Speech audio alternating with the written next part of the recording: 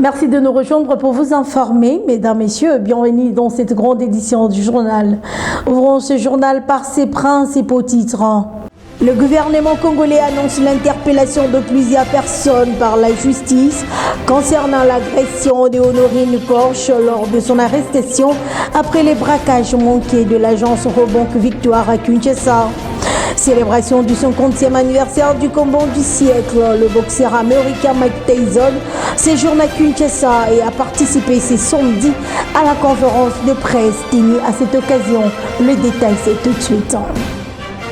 Encore une fois, merci et bienvenue dans ce journal. Je l'ai annoncé en titre lors de la 63e réunion du Conseil des ministres présidée vendredi 17 octobre par le chef de l'État. Le gouvernement est revenu sur le braquage manqué de l'agence Robank Victoire à Kinshasa et a annoncé que plusieurs interpellations seront déférées devant la justice concernant l'agression ciblée par Honorine Porsche lors de son arrestation.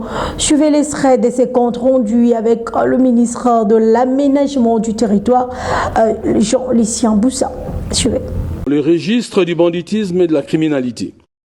Le vice-premier ministre, ministre de l'Intérieur, Sécurité, Décentralisation et Affaires coutumières, est revenu sur la tenue le jeudi 16 octobre 2025 de la réunion sur la lutte contre la criminalité, au cours de laquelle il a été décidé de renforcer l'opération de police dite Ndobo au regard des actes criminels enregistrés.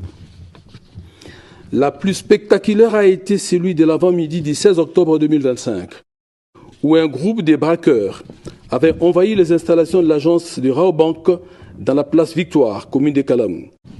Le professionnalisme des éléments de la police, appuyé par les éléments des forces armées de la République démocratique du Congo, a été salué. Car ils ont pu neutraliser ces inciviques qui seront présentés devant les instances judiciaires afin de répondre de leurs actes.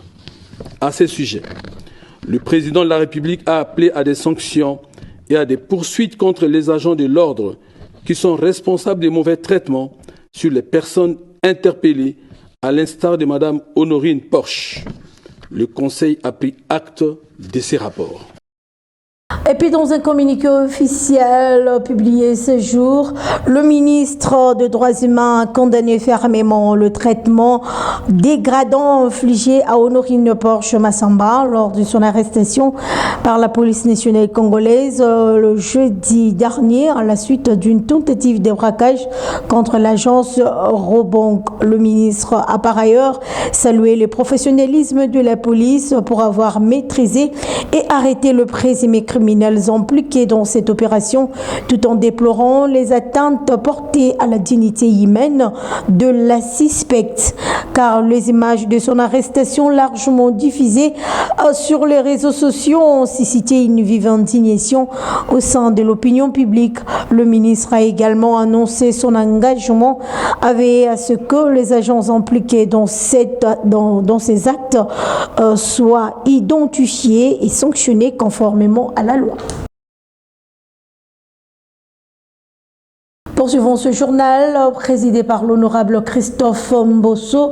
L'Assemblée nationale de la République démocratique du Congo a officiellement adopté le 17 octobre dernier, au cours d'une plénière organisée, une recommandation solennelle reconnaissant les génocides économiques perpétrés contre la population civile dans l'est du pays, connu sous l'abréviation du Génocoste. Suivez. Cette reconnaissance intervient après un plaidoyer du président Félix Tshisekedi lors de la 80e Assemblée générale de l'ONU en septembre dernier, où il avait exhorté la communauté internationale à reconnaître ces génocides liés à des crimes économiques sur les sols congolais. Il avait précisé que les génocides désignent un génocide silencieux visant l'exploitation de ressources naturelles au détriment de la population en perpétrant de violences massives pour contrôler les richesses du pays. C'est ainsi que l'Assemblée nationale de la RDC a officiellement adopté le 17 octobre dernier une recommandation solennelle. Ces textes marquent un acte historique et moral de reconnaissance nationale, soulignant les violences graves du droit international humanitaire et des droits humains fondamentaux. Défendue par le professeur André Mbata, cette recommandation appelle le gouvernement à désigner un jour national de commémoration, à ériger un mémorial national du Génocide et à lancer une campagne de sensibilisation, des mémoires et de justice transitionnelle. La recommandation qui entre en vigueur dès son adoption sera transmise aux plus hautes instances nationales et internationales, incluant le président de la République, les conseils des droits de l'homme des Nations Unies, la Cour pénale internationale et les secrétariats généraux de l'ONU. L'importance de l'intégration et de l'inclusion de femmes dans les politiques de santé publique a été recommandée pour le développement et le leadership éclairé en RDC par le docteur Yasmine Onia Katako, médecin au programme Impox, lors de la 3e édition du festival de ces Congolais tenu vendredi 17 octobre dans la salle du spectacle de l'Assemblée nationale. Images et commentaires. C'est la salle de spectacle de l'Assemblée nationale qui a servi de cadre pour la tenue de cette 3e édition du festival. Le défi congolais est placé sous les thèmes RDC 2030 décidant, en présence du porte-parole du chef de l'État, Tina Salama, des autorités et des étudiants, ainsi que de femmes entrepreneurs. Plusieurs panélistes sont passés pour exposer avec des thèmes précis pour nourrir les connaissances du public. Parmi eux figurait le docteur Yasmine Onia qui a animé la salle avec un thème très intéressant répondant à la situation sanitaire de l'ère intitulé Santé publique et inclusion de femmes dans le politique de développement, importance dans le leadership éclairé pour l'avenir de la RDC qui n'a pas laissé indifférent les participants qui ont tout de suite procédé aux questions pour mieux être éclairés. Dans son intervention, le docteur Onia Katoko Yasmine précise. C'est une question qui nécessite vraiment une mise en place des stratégies pour que nous puissions réussir l'application de notre constitution qui permet à tout le monde, à tout citoyen de la RDC de bénéficier des soins de santé primaire parce que la gratuité est là. Si nous comptons devant tous les jours, d'ici 2030, que devions-nous? Le chef de l'État a réussi la gratuité de la maternité. Soit nous avons perdu nos frères et nos sœurs, lors des accouchements. Donc les honorables députés devaient être là pour s'interroger et pour interroger le ministre de la Santé publique. J'aimerais vous ouvrir une parenthèse. J'ai essayé de jeter un œil par rapport à notre loi de finances, par rapport au projet de loi de finances rectificative pour 2025, qui est chiffré à 17,2 milliards de dollars. Et ici, vous allez remarquer que dans notre secteur de la santé, le budget est estimé à 13,28%. Ces budgets visent à financer diverses actions, mais seulement une petite fraction de moins de 2% est directement alloué aux services de base comme les hôpitaux. Et les restes sont soit plus de 11% est utilisé dans d'autres activités des secteurs de la santé. Nous devons également nous poser la question. Pourquoi cela? Nous devons comprendre pourquoi cette situation. Pour rappel, ce festival initié par l'hebdomadaire d'information et d'analyse générale avait pour objectif de promouvoir des initiatives et stratégies qui contribuent à l'émergence de la RDC dans tous les secteurs de la vie. Je l'ai annoncé également en titre commémoration officielle du 50e anniversaire du combat du siècle à l'Eforeman sera organisé à Kinshasa le jeudi 30 octobre prochain au stade Tata Raphaël, lieu mythique où s'étaient déroulés les combats historiques. Cet événement placé sous les signes du rayonnement culturel et sportif de la RDC et rend hommage à un moment clé de l'histoire mondiale de la boxe en général, soutenu par le gouvernement congolais et l'ambassade des États-Unis d'Amérique. Cette initiative s'inscrit dans une dynamique de diplomatie culturelle entre Kinshasa et Washington. À cette occasion, le boxeur américain Mike Tyson, qui séjourne déjà à Kinshasa, a participé ce samedi à la conférence de presse organisée en marge de ce 50e anniversaire. Depuis un certain temps, l'habillement de jeunes filles et jeunes garçons kinois devient intolérable. Cette dérive de la mode vestimentaire du XXIe siècle, appelée communément kilelo, ne reflète en rien nos us et coutumes. Et c'est là au vu et au su de leurs tuteurs, regrettent certains parents interrogés qui précisent que l'accoutrement identifie aussi une personne. Nadine Menon.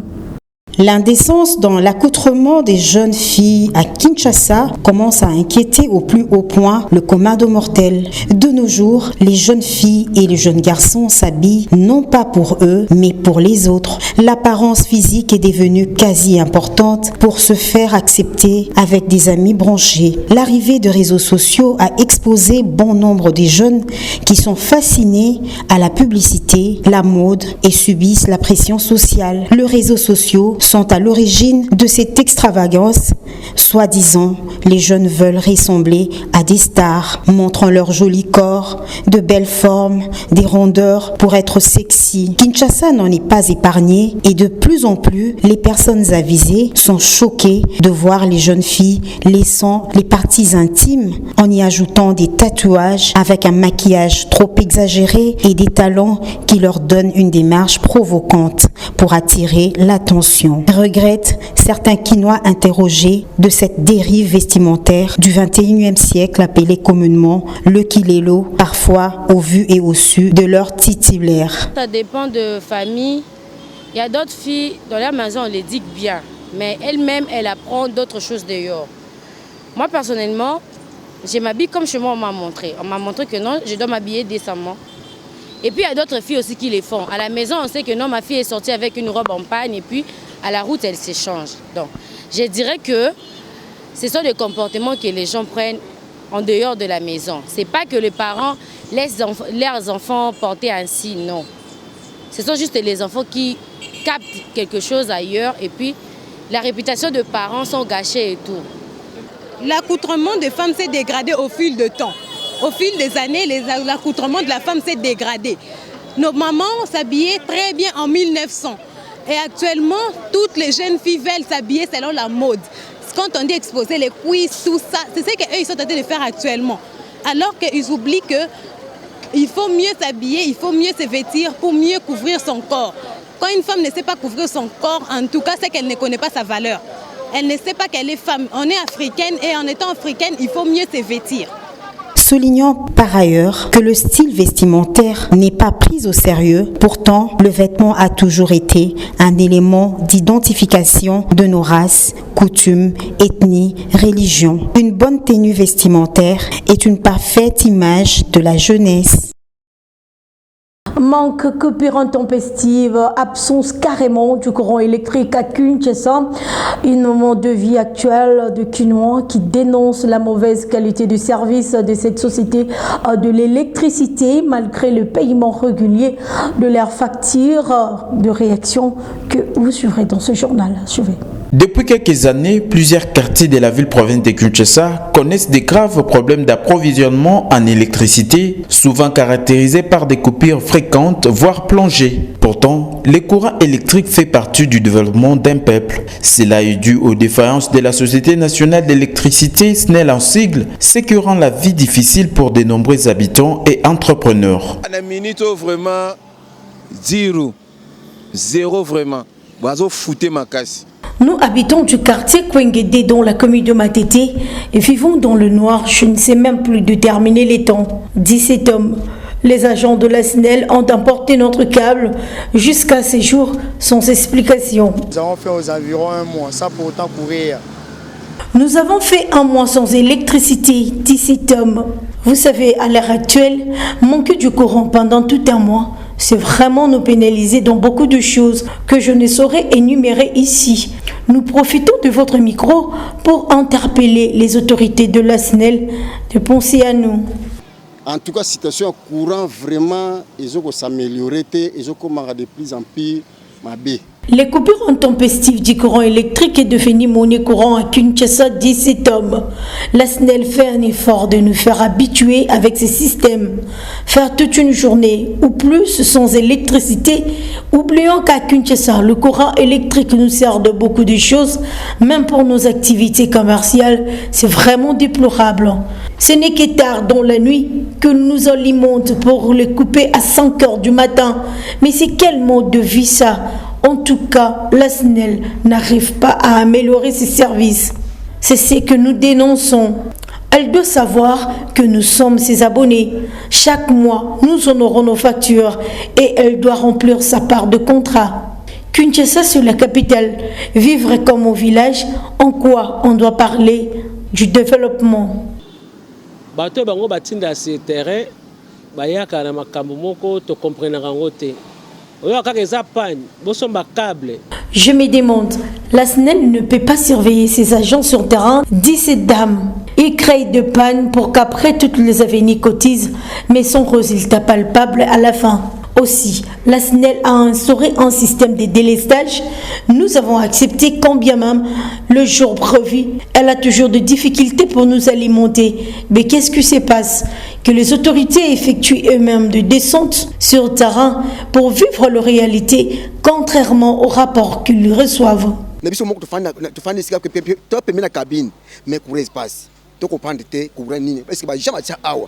Je suis ajusteur, dit cet homme. Je ne travaille plus à cause du manque du courant. Notre parcelle est en face du cabinet électrique, mais nous souffrons toujours. Ici, à Matete, c'est rare d'être alimenté toute une journée.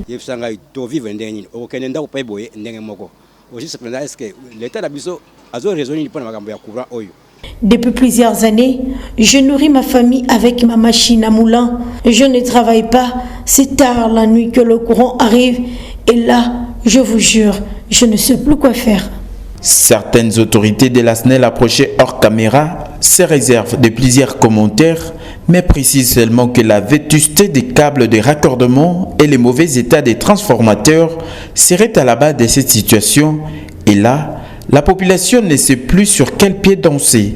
Ainsi, face à cette situation suffisamment désagréable que vive la population quinoise, la SNEL est donc invitée à prendre de nouvelles mesures pour pallier à cette difficulté dont l'impact est réel dans la vie quotidienne des Congolais. Direction Provence, en Ituri, la coopération entre le FARDC et la MONUSCO dépasse les opérations militaires. Le casque bleu offre des soins gratuits et évacue le blessé du front en appui vital. Salut le lieutenant Gilles Ngongo, porte-parole des opérations militaires en Ituri. On l'écoute. Entre les forces armées et la MONUSCO ici en Ituri, les actions sont combinées, les actions sont planifiées ensemble. Et lorsque la MONUSCO organise aussi ce genre de campagne, comme nous l'avons fait à Rwampara, dépister volontairement, donner des soins gratuits, quel que soit le blessé, l'évacuation. Dernièrement ici, il y a un militaire qui a été blessé et évacué par l'hélicoptère de la MONUSCO. C'est un appui considérable et tout ceci s'inscrit dans cette approche de la mutualisation des efforts à la recherche de la paix et au bien-être de nos forces. Avec nos partenaires, nous ravivons nos relations pour sauver des vies ensemble et protéger nos populations ensemble. En dehors de nos frontières, guerre Israël-Hamas, l'Israël a reçu ce samedi 10 de 28 corps des otages. Les Hamas poursuivent leur recherche sous les décombres. CGTN. Juste derrière moi, des bulldozers creusent et inspectent les corps des otages israéliens. Cette opération est parrainée et menée par des membres de la brigade Al-Qassam, ici même dans la ville de Hamad et dans la ville de Khan Yunis, dans le sud de la bande de Gaza. Ces fouilles étaient déjà nécessaires depuis quelques jours, après qu'Israël ait menacé de reprendre ses opérations militaires contre la bande de Gaza si le Hamas ne remettait pas les corps des otages israéliens restants. Ces opérations sont menées dans des conditions très difficiles, compte tenu de la situation dans la bande de Gaza, où de nombreuses zones, y compris celle-ci, ont été massivement détruites. Cela est très insuffisant en réalité en termes de machines et d'équipements dont le territoire a grandement besoin. Ces opérations se poursuivent sans relâche jusqu'à ce que davantage d'otages israéliens, les corps des otages israéliens, soient retrouvés, ce qui pourrait éviter une reprise des opérations militaires israéliennes et de compromettre tous les efforts de paix dans la région. Et la même source nous renseigne qu'à Gaza, cessation des hostilités, au moins 560 tonnes de nourriture acheminées quotidiennes de blocage subsistent dans les Nord. Le programme alimentaire mondial de l'ONU indique qu'il n'a pas encore commencé les distributions dans la ville de Gaza. En effet, 2 points de passage au nord restent fermés et les routes sont endommagées ou bloquées.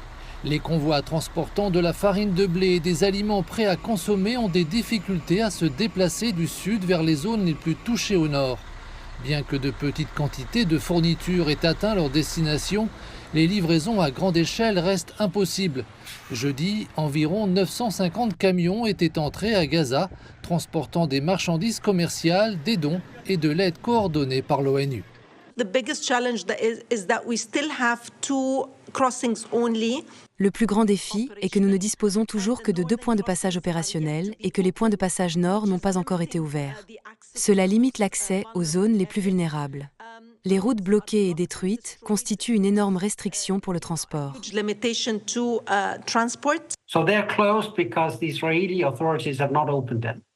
Ils sont fermés parce que les autorités israéliennes ne les ont pas ouverts. C'est donc le premier problème. Le deuxième est que, comme nous l'avons entendu pour d'autres points de passage, il faudra peut-être procéder à d'importants travaux de réparation des routes et de neutralisation des munitions non explosées avant que ces routes ne puissent être utilisées. Mais la première chose à faire est que les Israéliens les ouvrent. France Journal, mesdames, messieurs, mais d'abord, les rappels des titres. Le gouvernement congolais annonce l'interpellation de plusieurs personnes par la justice concernant l'agression de Honorine Porsche lors de son arrestation après les braquages manqués de l'agence Robank Victoire à Kinshasa. Célébration du 50e anniversaire du combat du siècle, le boxeur américain Mike Tyson séjourne à Kinshasa et a participé ce samedi à la conférence de presse tenue à cette occasion. Voilà, mesdames, messieurs, c'est par ici que nous mettons un point final à cette grande édition du journal. Merci à vous tous de l'avoir suivi. D'ici là, portez-vous bien et bonne suite au programme sur nos antennes. Au revoir.